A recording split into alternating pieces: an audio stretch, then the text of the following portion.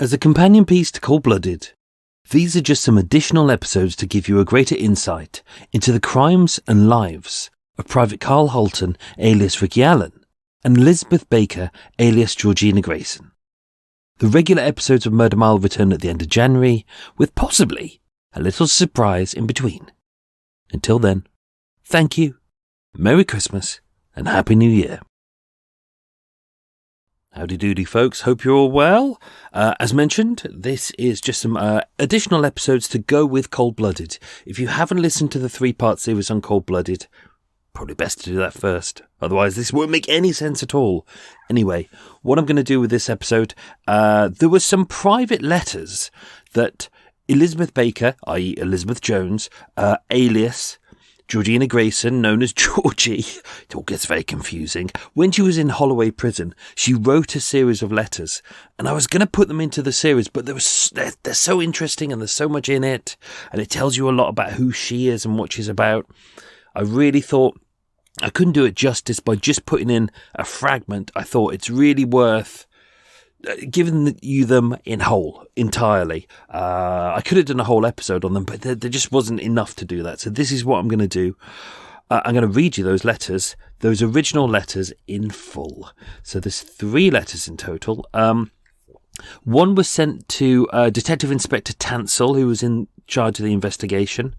One was from Elizabeth, sent to Harry Kimber. So if you remember, he was the war reservist and the father figure who she kind of knew when she was a waitress, and he was the one who in the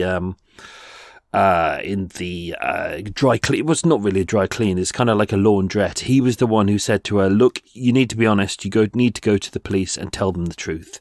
So that's kind of important. And then there was another one that Elizabeth, aka Georgie, wrote to Ricky, who was in fact Karl, from prison. So I'm going to do those in that order. So get yourselves ready. I'm going to read out the first letter. Now, they are slightly difficult to read, and I'm still struggling with one eye. I've just got a new lens in at the moment, fitted yesterday, and it's been a while since I've had a lens in my left eye, so my eye is a little bit not great at the moment, so I'm going to do my best. But anyway, so if I stumble a bit, don't forget I am a dyslexic as well, so that doesn't make it any easier. But there we go. Let's dive into these letters. So, she was listed as Jones E, so that's Elizabeth Jones at Holloway Prison, prison number 1183. This is Exhibit 20. This is a letter that was sent on the 26th of the 10th, so that's October 1944. So that's after they've been arrested, and this is, I think this is a short while before the trial itself. It took a while to get up to speed, because with the trial, because Karl is an American, they had to have American lawyers in a British system, and it was very confusing and caused a lot of problems. Anyway, this is the letter. It goes, Dear Sir, don't forget this is to DDI Tansel, the detective who was in charge of the investigation. So she doesn't know him that well. She doesn't know him at all, in fact, except through the interrogations and questioning. Dear Sir, first of all, I want to apologise to you by only telling you the half-truth. If you've already listened to those episodes already, I'm not too sure what order I'm putting these out, but I'm going to give you all of her witness statements. Her first one, which was complete lies. Her second one, which was nearer to the truth, which is why she's stating this. So first of all, I want to apologise to you by only telling you the half-truth. I should be very pleased and feel very much relieved if you would be so kind as to come along to Holloway Prison to see me and to let me tell you all that's underlined, which I have not told you. I am having legal aid, but I want to tell you, as well as the solicitor. It would be a great weight off my mind if you would come along and see me before I go to court on the 3rd of November, which is next Thursday. You see, sir, now I definitely misspelt. I know that Ricky, inverted commas, is in safe hands where he cannot get out. I can tell you absolutely all underlined the facts. One that is especially important for me and also to you. I'm hoping with all of my heart that you will not ignore this letter, sir. I'm reminding you what you said to me before I came here. You said, if ever you want to see me or to tell me anything, you only have to ask. I sincerely hope to see you in the next few days, sir. Thank you. I'm sincerely yours. Signed, Mrs. E.M. Jones. Sometimes she'd sign herself off as Marina Jones, but her real name was actually Maud. P.S. I would appreciate a letter telling me when you are coming, if you are unable to make it for a few days. I beg of you to see me before the court day. It is vitally important. Thanking you again, Betty Jones. Most of her friends called her Betty. D.D.I. Tansel did take her up on that offer, obviously being a policeman. He getting very excited about the idea that she was going to tell him everything, all the stuff that that she was never able to tell him when he was questioning her. His exact words were, I've got it in the statement somewhere, he went to see it and she told me nothing of any value. It was just, he said it wasn't not his words, but he said it was just waffle. She basically reiterated what she'd said before, so it very much does feel that really she just wanted some attention. I think, as we've seen in the episode, she's very much one of these people who feels that she can kind of manipulate men and get them to do whatever she wants with her. And given the fact that she was, a pretty young lady, and this is wartime, and you've got a lot of American GIs coming over, she knew that she could flutter her eyelashes at young men and get them to go and steal chocolate or cigarettes or, silk, as we've seen, steal that and bring it to her in order to get affection from her. But this is a police officer, he's a professional man with a job to do. He's not going to be assuaged by her going, oh, look at me, I'm going all gooey for you. So obviously that didn't happen. This next letter, so this is letter 2, which went to Harry Kimber. So Harry, don't forget, is the her. He was about 35 years older than her. The reason he knew her was she was when she came to London, she started working in Paul's Cafe, which is at 1 Queen Caroline Street. And in there was a friend of hers, a female friend, roughly around the same age. And Harry is the father of that. Harry is the father of one of her friends. And that's how she got to know him. And kind of, because she kind of lost having a kind of a fatherly relationship with her own father, who was kind of in military. I think that's, with the episode, that's where a lot of these problems stem from, is the fact that she's very much a daddy's girl, and then her father joined the military. It's not like he was miles away overseas. He was in Carmarthen. He wasn't exactly miles away, but it's kind of, I think that really kind of threw her off. And she's always looking for kind of a father figure. You could say that that's what she was trying to go for with a lot of these men that she was kind of interested in, someone who would guide her, someone who was a little bit more exciting. But with Harry Kimber, real name Henry, with him, he very much was a father figure. He was very much kind of someone who she really looked up to and respected. So this is another letter from E. Jones, 11838 at Holloway Prison on the 14th of October 1944. And it says, My dear Harry, in writing this letter to you, I am hoping you will do me a very sweet favour. Will you come and see me, Harry? Please do. I have to go before the court on the 3rd of November. It seems very far away.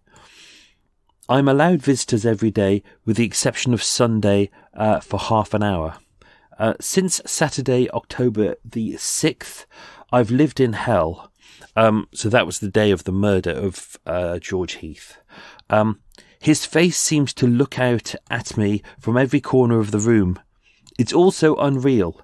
It's like a horrible nightmare. Without you, I don't know what I would have done. The people here are very kind in their own way. As I have not been inside a prison before, it is all so strange and everything so horribly ugly. There is not a beautiful thing here. I'm so worried, Harry, and so scared.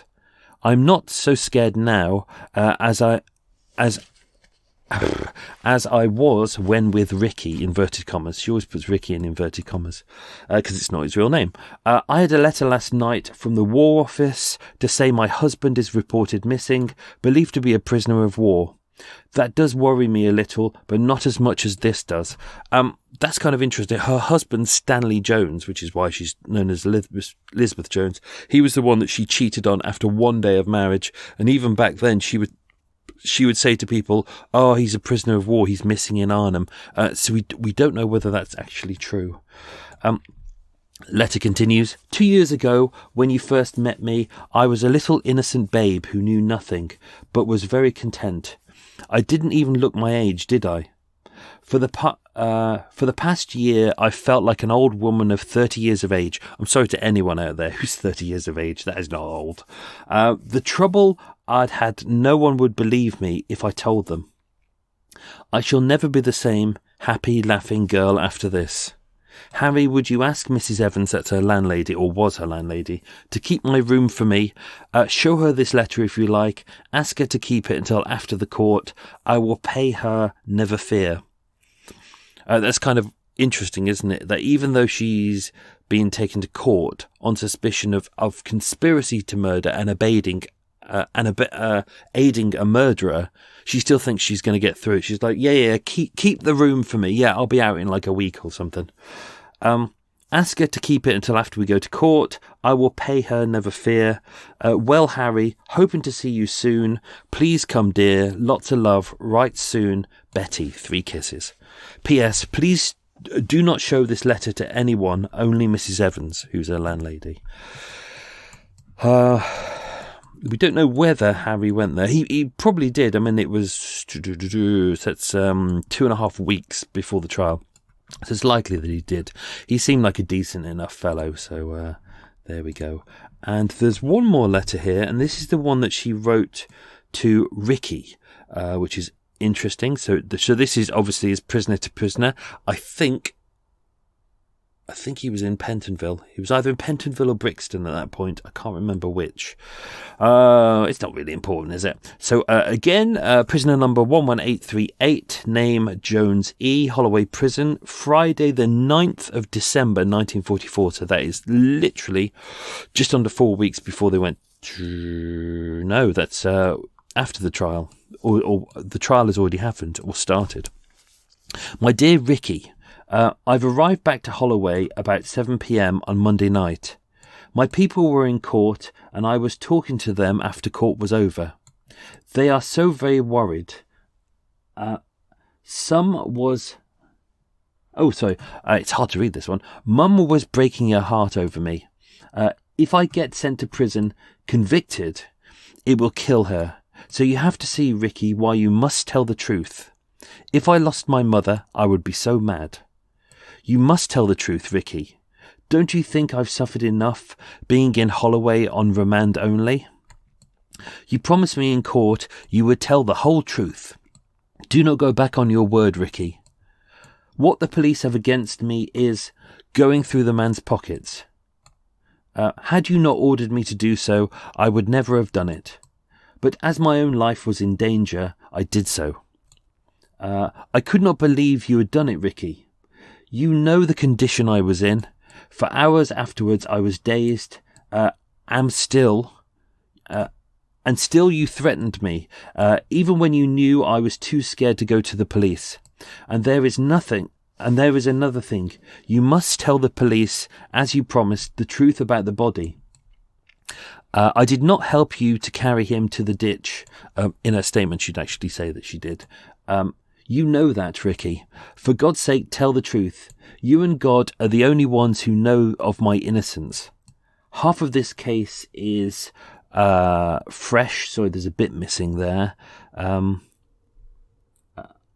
Half of this case is fresh to something gun, for instance. Sorry, the right hand side of it is kind of worn away. It's the original letter. Says sometimes it's fragments. I did not know it was stolen. I did not know your real name, your age, your right rank. You were posing as an officer. I did not know you were married and had a child. I did not know you were deserted from the army. Why did you do it? And why have you got me into this? You are making me pay now a nightmare, which I can't believe has really happened. I need you to tell the truth, Ricky. If you have any regret, any pride left, you will speak the truth, Ricky. Sincerely, Georgie. Which I think is kind of fascinating. When we go through the statements later on, you've got the complete lies one, then you've got the true, the one. It's not 100% truth, but it's nearer to getting to the truth, as I guess we will ever get, given the fact that she's dead. But you can see in there that even she knows full well with these letters. Like it's not like she can just post out a letter and the prison service goes, yeah, it's a letter, that's fine. I'll put it in the system and it can just be sent out. She has to hand these letters over. They won't be sealed. Someone will read them. They will copy them. And these will be sent to the police and the solicitors as well, because these kind of key pieces of evidence. I think we had that with the Gunter Padola case, where he hadn't really twigged the fact that when you're in prison, they don't just let you send letters back and forth. This is now evidence from this point, and he actually let slip with a lot of key pieces of information that he shouldn't have done at that point. But I think what's interesting here is that clearly either Georgie, i.e. Elizabeth, is deluded to the point where she still believes that she's entirely innocent and she had nothing to do with it, even though she would confess points to it later on. Or she knows full well that these letters are going to be read, they're going to be sent to the solicitors. Therefore, this is kind of, this will be read out in court, won't it? They'll be going, oh, my client in court sent a letter to Ricky and she professed her innocence. And she said she never did it. And she's desperate for him to tell the truth, which she is doing. And clearly she isn't. So, these were two of the letters. So I thought they were quite kind of interesting. We don't have any of the letters that Ricky sent her. There was nothing in the file that was in there. So whether he didn't reply, we don't know. Whether he didn't write any letters to his loved ones, we don't know. Don't forget, he didn't have any family in the United Kingdom. He was quite fresh to the country. His wife and his mother were in America, as were his daughter. So he could have sent letters back and forth to them. It's likely that he did, but we don't have those. They're not in the file. We don't know. He doesn't seem to have communicated with a lot of people, but Elizabeth did. In fact, I posted this on Patreon. If you are a Patreon subscriber, there is photos on there. The press actually staged a photo with Elizabeth writing the letters. Obviously, these weren't the letters she wrote; they were staged. But it was kind of something they'd put in the newspapers and go, "Look, this was her writing the letters to her loved ones and to Ricky, saying, Ricky, confess." But it was actually her who needed to confess. Ricky, his statement is kind of nearer to the truth. So we'll dive into those very shortly. So I hope you enjoyed that. I'm not too sure what order I'm putting these out in, but I'll decide nearer the time. So anyway, I hope you enjoyed that. Have yourself a good week. Stay safe and be good. Lots of love, everyone. Bye-bye.